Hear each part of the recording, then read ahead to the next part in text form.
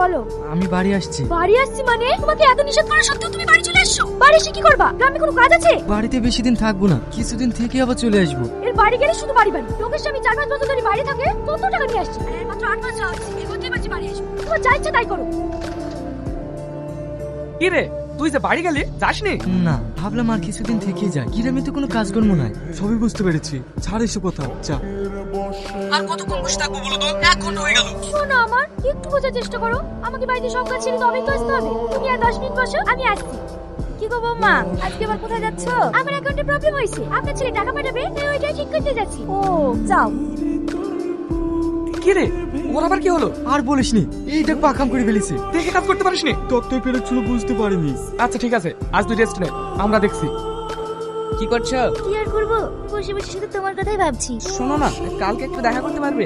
না করো না প্লিজ, তুমি তো জানো তোমাকে না দেখলে আমি থাকতে পারি না। আপনি যে ব্যক্তিকে কল করছেন।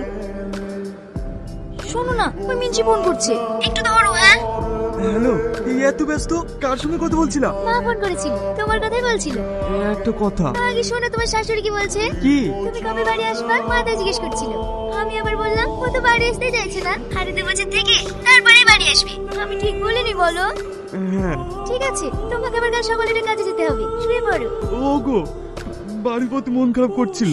বাড়ি হারিয়ে যাচ্ছে নাকি? হাতে 2 বছর পরে চলে আসবা। মন খারাপ করো না, শুয়ে পড়ো। রাখলাম। হ্যাঁ। কি হলো? খা, আজকেও বাড়িতে অশান্তি হয়েছে নাকি? হ্যাঁ, আমার জীবনটা অশান্তি ভরা। যাদের জন্য এত কষ্ট করে ইনকাম করছি, কি না কি উপার্জন করছি, তাও নাকি তাদেরকে কোনো সুখে রাখতে পারছি না।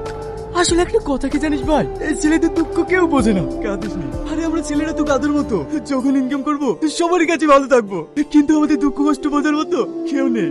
আরে পুরুষরা জন্মগ্রহণ করে তো বোঝা বওয়ানোর জন্য। বইয়ের বোঝা, ছেলের বোঝা, বাবা মায়ের বোঝা, এই হাজারো বোঝা মাথায় করে নিয়ে একটা ছেলে বিদেশে যায়, কিন্তু ওই ছেলেটার কষ্টটা বোঝার মতো কেউ নেই। কষ্ট পাস না, খেয়ে নে।